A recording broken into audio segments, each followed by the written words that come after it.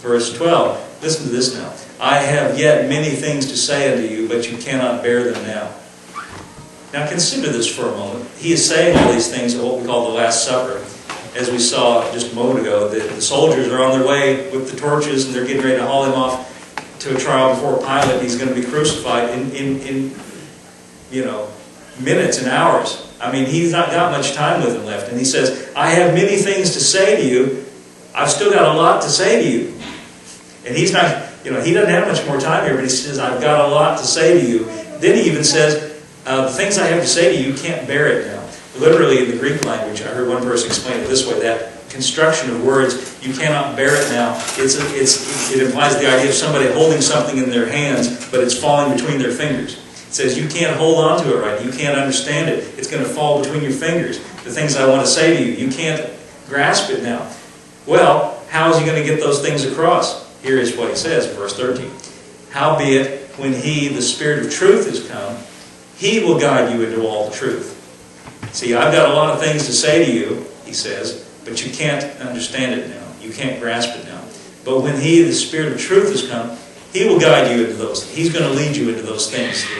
See, what he's saying here is, I'm going back to the Father, but I'm going to send the Holy Spirit. He's going to teach you the things that you need to know. He's going to tell you, first of all, the disciples, this is true for them, but for us as believers, this is true for us too. The Holy Spirit is sent into our lives to guide us and to lead us and to open our eyes to what's true, what's the reality, to all truth. He shall not speak of himself, but whatsoever he shall hear, that shall he speak, and he will show you things to come. Now when he says he shall not speak of himself, whatsoever he shall hear, well, what do you think he's hearing? What is he hearing that he's going to share with us? He's hearing what Jesus has to say. Jesus is in heaven, but he hasn't left us as orphans or helpless. When he's got something to share with us, he knows just how to share it with us, and it's by the Holy Spirit. Now let me ask you something. Have you ever heard that little voice on the inside? Either telling you, don't do that, or giving you a suggestion, something you might want to do, or giving you some insight into something, seeing it a different way that you haven't seen it before. You know who that is? That's the Spirit of truth. And you know where he's getting all those things? That's Jesus talking to you.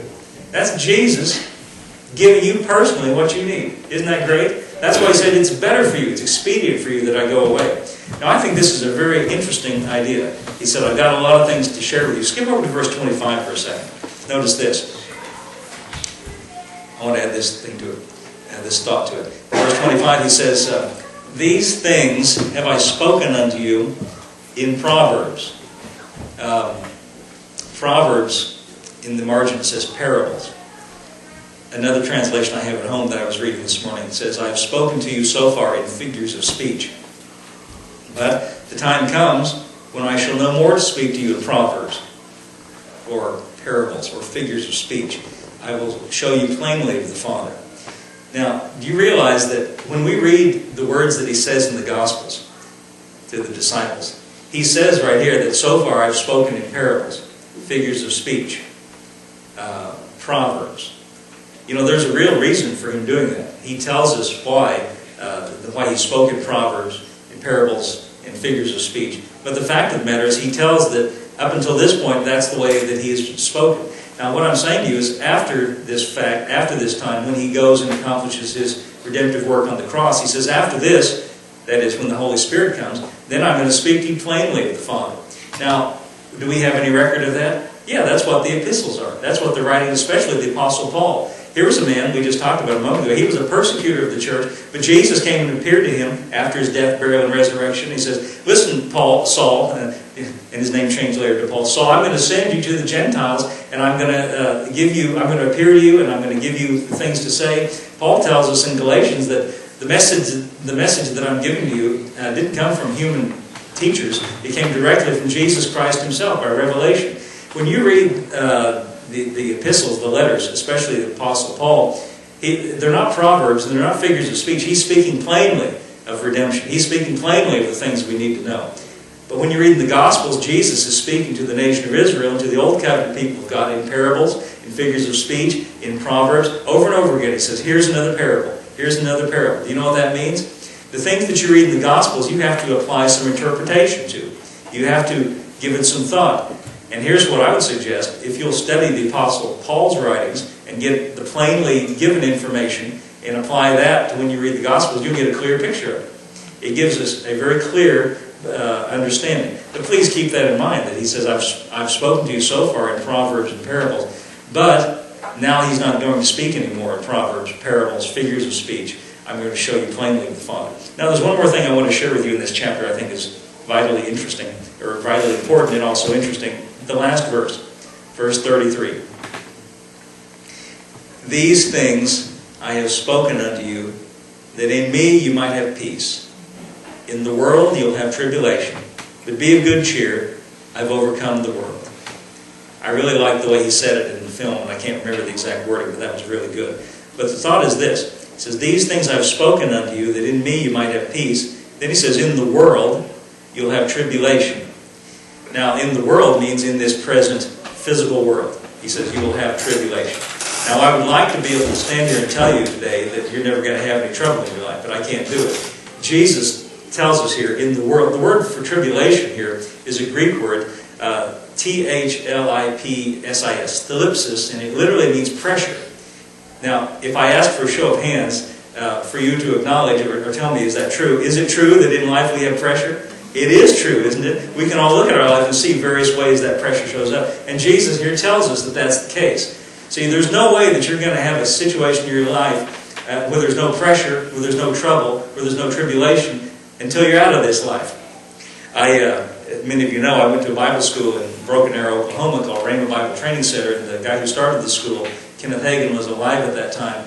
And I was in the musical group, and we traveled with him to provide music for his services, so I heard him speak a lot. And then I edited radio tapes. I worked in the radio department, so I heard lots and lots and lots of his messages. Heard him speak in person many, many times. And I heard him tell this story one time. It made me laugh, so I want to tell it to you.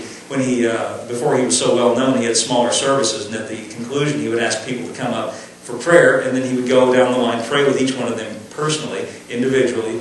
He couldn't do that later because the crowds were so large. But he told the story about a lady who came up in the line, and when he came to her and said, Sister, how can I pray for you? She just burst into tears and began to cry. And she said, Brother Hagin, I just want you to pray for me that I won't have any more trouble. So he said, I put my hand on her head and I said, okay, Lord, kill her right now. And she grabbed my hand and took it off my head, he said. And she said, no, don't say that. And he said, well, I'm sorry, that's the only way you're not going to have any more trouble. See, that's a funny illustration of an important point. The only time you're going to find a situation where there's no trouble is when you're in heaven. Because there's no trouble in heaven. Let me give you that the word there. There's no trouble in heaven. There's no pressure in heaven. All the pressure and all the trouble comes down here. It's almost as though we're in the scene of there's conflict here. Because there are unresolved issues in this world at this time. And if everybody were as nice and pleasant as me, there wouldn't be any conflict. But in other words, if everyone were just like you, then there would be no friction, you see. But because there are multitudes of different kinds of people, and everybody's got different agendas, and everybody's got different points of view and different places they are in their life, there's always going to be friction in life. Any relationship, there's going to be friction.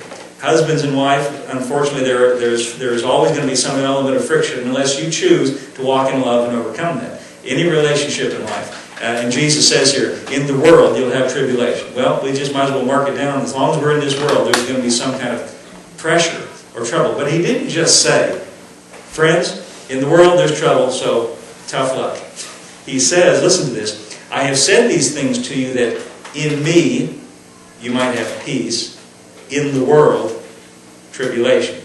Notice two things that he says we are in. In the world, we know what that means. That's the fact that we're walking around here in this world. But he says, not only you're in the world, but you're also in me. What does it mean to be in me? I think what the video said, in union with me. You see, spiritually, in the world, physically we're in the world, but spiritually, because we believe in him, because he sent his Holy Spirit into our lives, spiritually we're in union with him. We have a spiritual connection with